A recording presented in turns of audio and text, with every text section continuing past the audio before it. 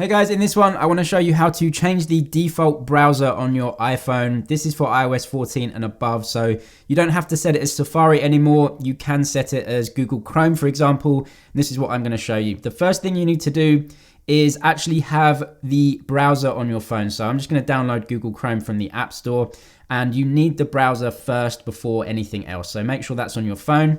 That's great, so it's installed now, and now what we have to do is go to the settings of that app. So let's go to the settings menu. Then we can scroll all the way down to the apps setting page. So you can find Chrome wherever it is. Here it is for me, so I'm just gonna click on Chrome. Then it's right there in Chrome settings, default browser app. So you can click on this, and right now I have two browsers on my phone, both Safari and Chrome.